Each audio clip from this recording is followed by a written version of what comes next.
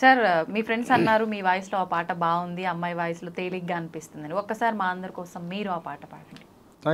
మా ఇద్దరికి కంపేర్ చేయడం కోసం అయితే వాడను. కంపేర్ కాదు సార్, వినాలి మీ వాయిస్ కూడా. అమ్మ పాడే జోల పాట అమృతాని కన్న తీయనంట, అమ్మ పాడే లాలి పాట తేనెలూరి పారేరులంట, నిండు జాబిలి చూపించి రెండు బుగ్గలు గిల్లేసి, నిండు జాబిలి చూపించి గోటితో బుగ్గను గిల్లేసి, ఉగ్గును పట్టి ఊయలలుపే అమ్మ లాలనా, ఊపిరి పోసే నూరేళ్ల నిండు దీవెన,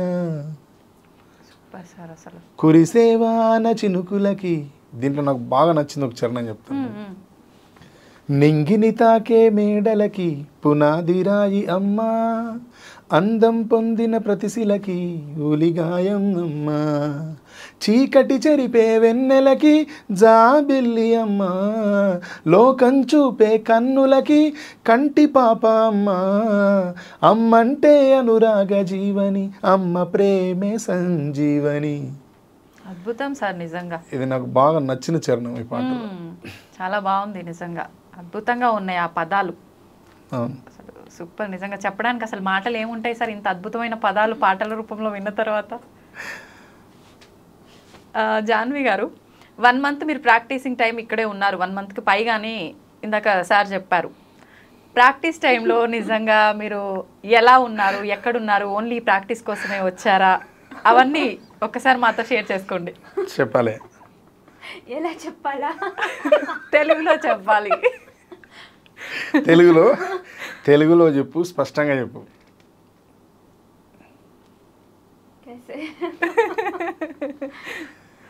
ఈమె ఆఫీస్లో ఉండేది, మా ఆఫీస్లోనే ఉండేది. ఓకే.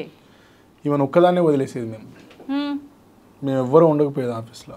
కింద మా ఆఫీస్ కిందనే ఓనర్స్ ఉంటారు, భోజిరెడ్డి గారు అని, చాలా మంచి వ్యక్తి అంకుల్.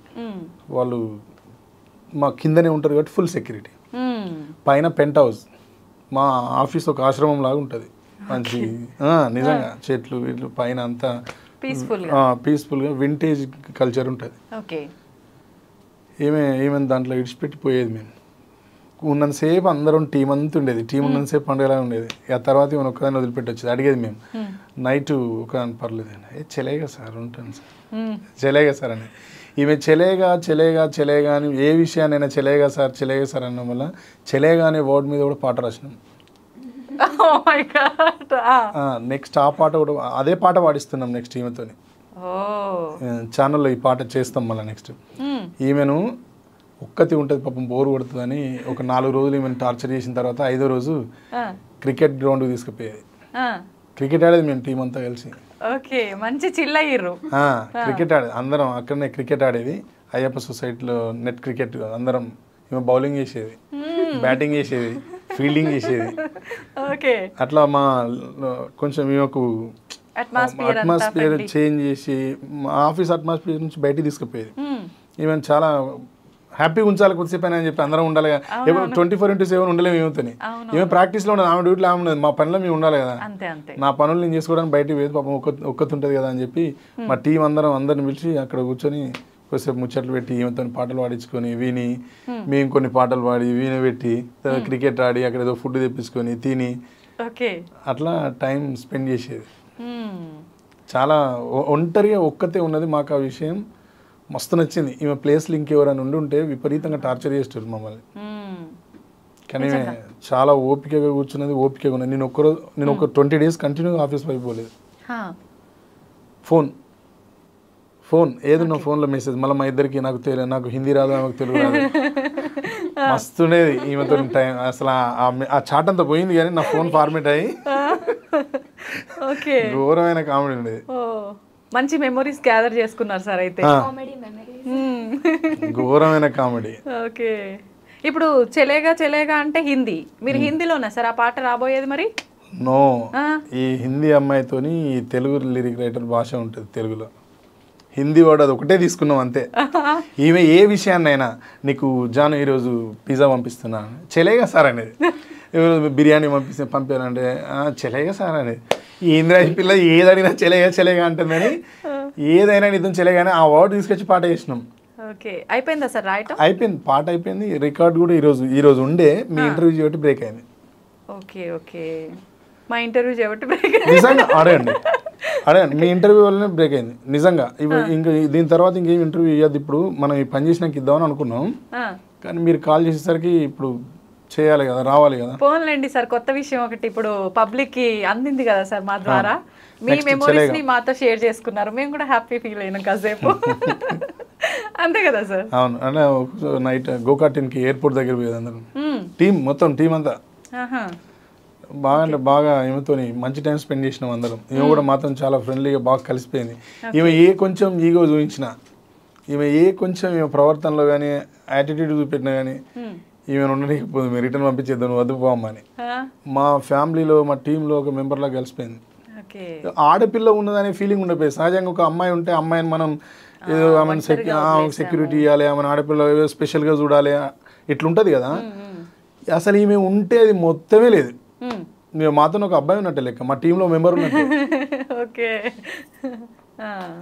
అట్లా ఏదో అందరి దయ అమ్మ దయ పాట మొత్తానికి రీచ్ అయింది.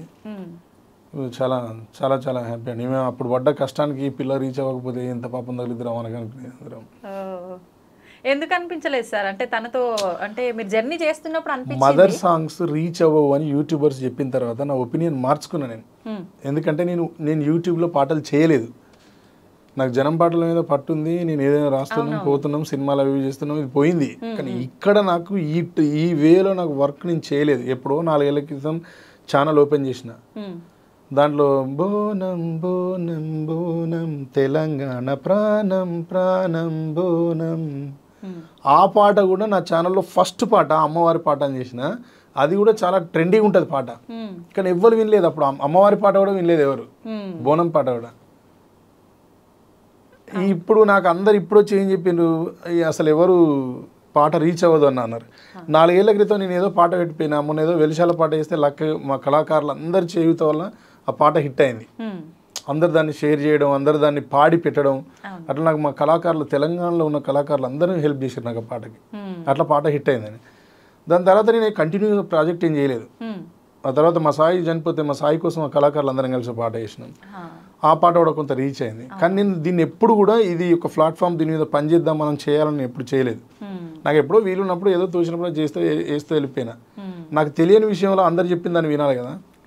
అట్లా నేను కొంత కన్విన్స్ అయ్యే టైంకి నారాయణ గారు నేను ఆ నదిలో కొట్టుకుపోయే టైంకి నన్ను ఇట్లా సింపుల్గా తల మీద జుట్టు పెట్టి తీసి ఒడ్డు కూర్చోబెట్టింది. అట్లా జరిగింది. ఓకే, మొత్తానికి మంచి మెమోరీస్, సూపర్ పాట, అసలు అనుకోని విధంగా సూపర్ హిట్. అవును, అమ్మ పాట కాదు అని అందరు చెప్పిన తర్వాత అయ్యింది అంటే ఇంకా అంటే నెగిటివ్ వేలో ఉండి అది పాజిటివ్ జరిగిందంటే ఆ హ్యాపీనెస్కి అసలు అవధులు ఉండవు. ఆ ఫీలింగ్లో మీరు ఉన్నారు. అవును, 100%. సూపర్ సార్, నిజంగా నేను చెప్పా కదా స్టార్టింగ్లో కూడా, పాట విన్న దగ్గర నుంచి ఎట్లా అయినా చేయాల్సిందే తనతో అన్న ఒక్కటే ఉంది నా మైండ్లో. ఫైనల్లీ చేసేసా, ఫుల్ హ్యాపీ నిజంగా. Thank you sir, thank you very much. నిజంగా మీ టైంని మీ షెడ్యూల్ పక్కన పెట్టి కూడా నేను పిలిచినందుకు మీరు వచ్చి మాకు మంచి బ్యూటిఫుల్ ఇంటర్వ్యూ మెమోరీస్ షేర్ చేసుకున్నారు. నమస్తే sir, thank you very much. Thank you అండి.